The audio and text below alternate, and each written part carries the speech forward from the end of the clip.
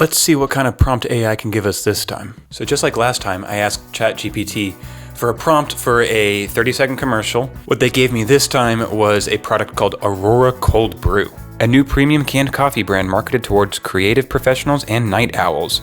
So basically what's going on here is a 30-second commercial where the first 15 seconds is revolving around a montage of late night creative sessions, such as an artist painting under dim light, a music producer tweaking knobs in a home studio. So it's kind of slow, they're not getting their work done, writer's block, whatever you want to call it. And then halfway through is where we introduce the product, which is that can of coffee.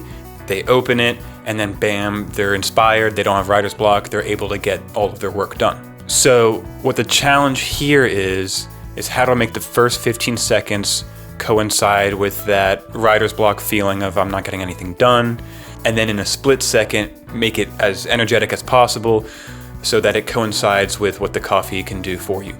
So before we break things down, let's just listen to the entire track that I was able to come up with.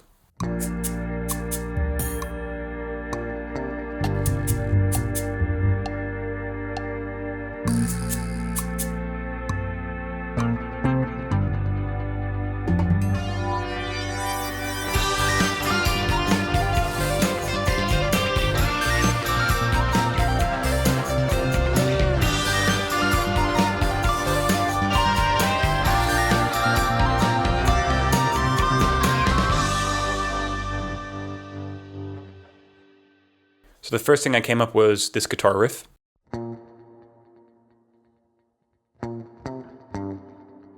So what I try to do here was blend like a quirkiness with time almost feeling like it's slowing down. When it repeats, it's slightly different. It's just octaves this time.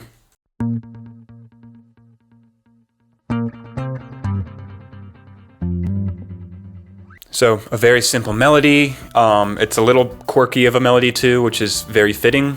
Because of its simplicity, it also feels a little slow moving, but not boring. The next thing I did was added some percussive elements. I used Logic's Latin kit, which has a plethora of different percussive elements, which are really fun to just play around with. So we used everything from a vibra slap to a wood block. And actually the wood block, I have that going every other beat so that it almost sounds like a clock ticking.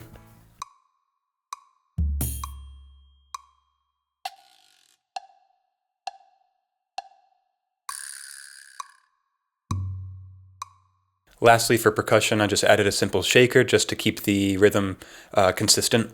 Then I added just a taste of this upright bass playing this riff.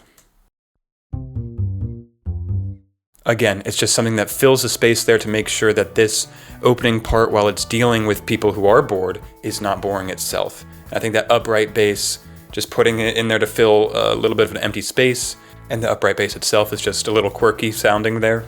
The glue that holds this first part together is definitely this mellotron, which is a really vintage, retro kind of instrument. It's just holding chords for whole notes.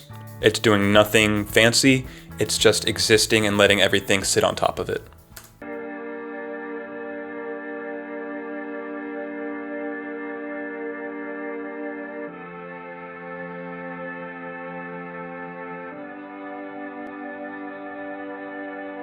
With those chord changes though, we start to get our first taste into the transitional part of the song. So the first chord is a G minor, then it goes to the B flat, and then it returns to G, although this time it's major to represent this kind of uplifting spark of creativity that the coffee is giving the characters. The last element of this part is the bass guitar, and it's pretty much just doing the same thing as the mellotron, just playing the root note instead. So now we've come to the part where in the prompt, the AI is telling us that the characters have just cracked open this canned coffee. So at that moment, when the can is popped open, that's when I have these sounds coming in. So that's two different instruments coming together to create this kind of build. The first is just a guitar that's really slowly bending upwards on a string.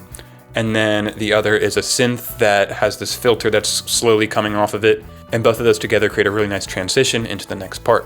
The first element I added to the second part was this kind of rhythm funk guitar. I wanted something lively and fun to represent this shift in the narrative now.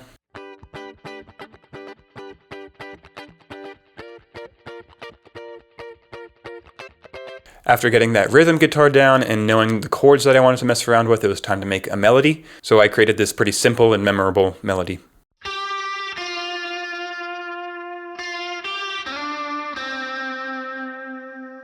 To give the melody a little bit more character, that guitar is being run through some distortion as well as the Walrus Audio Julia chorus pedal. The next thing I did were the drums.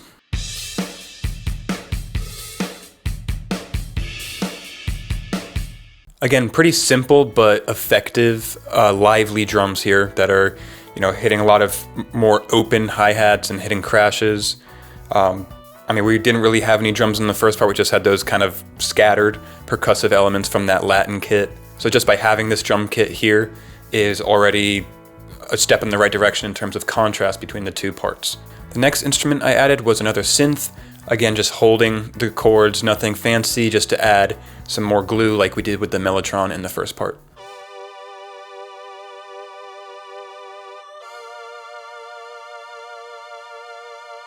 Now the bass guitar here, it couldn't be more different than how it was in the beginning.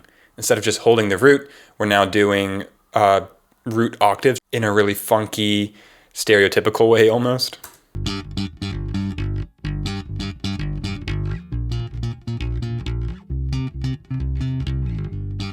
Just gives it so much more energy. Now we already talked about one of the most important elements of this part, which was that guitar melody. But we also have this additional melody that exists. Again, it's a guitar, and this time it's just playing a much faster paced pentatonic riff, and I've also digitally transposed it up an entire octave, so it has that really high pitched, like almost unnatural sound. So because of the timbre of this guitar versus the other melody, and because of how the two melodies are so different in terms of the complexity, they don't really fight with each other, and they allow each other to exist without butting heads.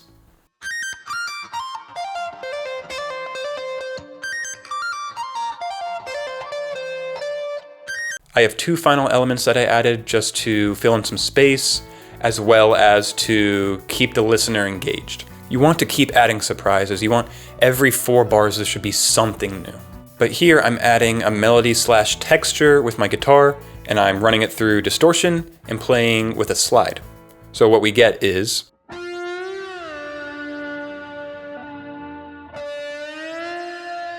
and the final part is a little synth melody.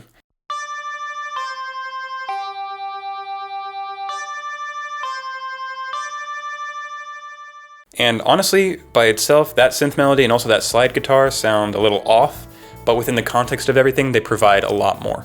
And that's it. There's a lot of reasons, especially as an artist, to be cautious of AI. However, using it as a tool to help you hone your own skills, I've found is extraordinarily helpful. If you would have approached this any differently, let me know in the comments below. Thank you so much for watching.